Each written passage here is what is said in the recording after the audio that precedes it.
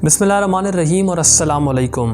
दोस्तों, कौमों के ऊपर उरूज व ज़वाल तो आते रहते हैं, लेकिन क्या आपने सोचा है कि ऐसा क्यों होता है कि कुछ कौमें बहुत कामयाब या अमीर होकर दुनिया में उभरती हैं और कुछ सारा साल नाकामी की पादाश में सिमटी रहती हैं?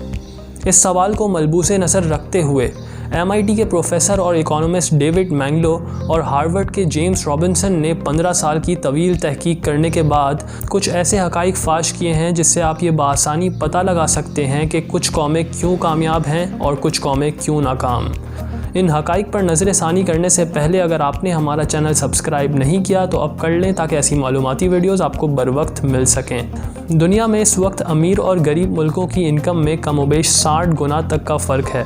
या अगर इसे यूँ कहा जाए कि एक गरीब मुल्क में अगर एक आदमी औसतन 1000 रुपये कमाता है तो वहाँ एक अमीर मुल्क में औसतन एक आदमी 60,000 रुपये कमाता है। इस किताब के मुताबिक कौमें सिर्फ़ इस वजह से खुशहाल नहीं होती कि वहाँ की रवायात, मौसम, कुदरती ज़खायर और मादनियात बहुत ज़्यादा और अच्छे हों, बल्कि कौमों की खुशहाली का ताल्लुक इससे कतई तौर पर नहीं होता। मिसाल के तौर पर कोरिया की बात करते हैं। कोरिया दूसरी जंग अज़ीम के बाद 1945 में तकसीम हुआ।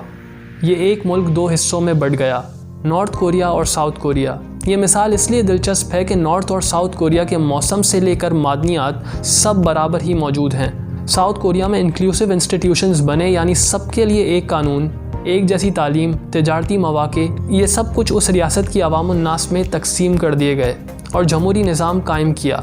दूसरी तरफ नॉर्थ कोरिया में एक्सट्रैक्टिव इंस्टीट्यूशंस तकमील पाए, यानी आमिराना हुकूमत का राज लगा रहा और वहाँ चंद लोगों के इख्तियार में पूरा इख्तियार थमा दिया गया, जिस वजह से सिर्फ 50 साल के अंदर साउथ कोरिया की आमदनी में बनिस्बत नॉर्थ कोरिया की आमदनी के 10 गुना ज़्यादा इजाफा हुआ।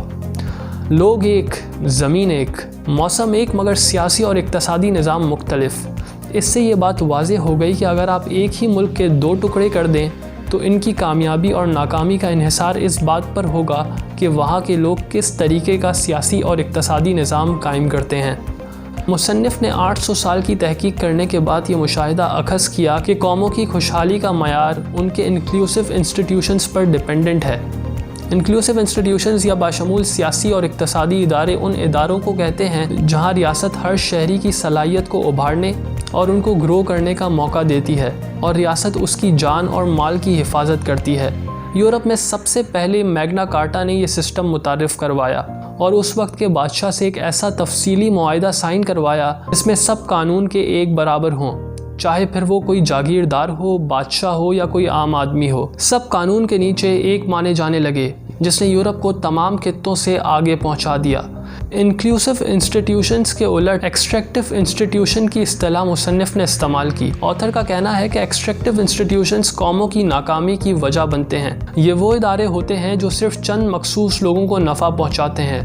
यूरोप में बाशमूल सियासी और इक़्तिसादी निज़ाम राइज होने से पहले एक्सट्रैक्टिव इंस्टीट्यूशंस ही थे, जिससे कुछ लोगों को फ़ायदा होता था और बाकी तमाम लोगों को नुकसान होता था। इन कुछ लोगों में बादशाही निज़ाम, जागीरदाराना निज़ाम और चर्च मुलव्विस थे। दोस्तों, हैरानी की बात यह है कि जागीरदारी निज़ाम में भी सबसे बड़े ज़मींदार ये चर्च के पूप थे, जो खुद तो शाहाना और पुरआसाइश ज़िंदगी गुजारते थे, लेकिन आवाम बिल्कुल ही गुर्बत ज़दा हाल में रहती थी। मजहबी इंतहापसंदी का ये आलम था कि कोई चर्च के अकीदे के ख़िलाफ़ बात करता तो उसे सज़ाए मौत दी जाती। इसकी एक मिसाल ये है कि मशहूर साइंसदान ब्रूनो और गैलीलियो ने इस बात की तायीद की थी कि ज़मीन सूरज के गिर्द घूमती है। चूँकि ये बात चर्च के अकीदे के ख़िलाफ़ थी तो इस वजह से ब्रूनो को सज़ाए मौत दी गई और ज़िंदा जला के मार दिया गया। ये वाक़या 17 फरवरी 1600 में पेश आया। गैलीलियो ने झूठ का सहारा लिया और चर्च की बात मानकर अपनी जान बचा ली, लेकिन उनके साथ फिर भी कोई अच्छा सलूक ना हुआ। उम्र कैद की सज़ा मिली और गैलीलियो की किताब पर सख्त तरीन पाबंदी लगा दी गई। मशहूर ज़माना कहावत है कि जब जुल्म बढ़ता है तो मिट जाता है। कुछ ऐसा ही हुआ था यूरोप में भी, और तकरीबन 1 करोड़ 10 लाख लोगों की जान जाने के बाद ये अच्छी तरह समझ आ गई थी कि मजहबी इंतहापसंदी और आज़ादी इज़हार पर पाबंदी इनके माशरे को बुरी तरीके से खोखला कर रही है। ये बात भी काबिल ज़िक्र है कि पूरी दुनिया में कहीं भी रियासतें बनी बनाई कामयाब पैदा नहीं हुई, बल्कि उसके लिए जद्दोजहद और कहीं कुर्बानियाँ देनी पड़ी। ऑथर ने दूसरे मुल्कों की मिसाल देते हुए सल्तनत उस्मानिया के ज़वाल की बात भी की है کہ کس طریقے سے ایک غلط فیصلہ پوری سلطنت کے لیے زوال کا باعث بنا۔ اس پر علیحدہ سے ایک ویڈیو بنی ہوئی ہے جس کا لنک آپ کو ڈسکرپشن میں مل جائے گا۔ کامنٹ سیکشن میں آپ اس کتاب کے حوالے سے اپنے خیالات کا اظہار کریں۔ ہمارے چینل کو سبسکرائب اور گھنٹی پر کلک کریں تاکہ ایسی معلوماتی ویڈیوز آپ کو بر وقت مل سکیں۔ شکریہ۔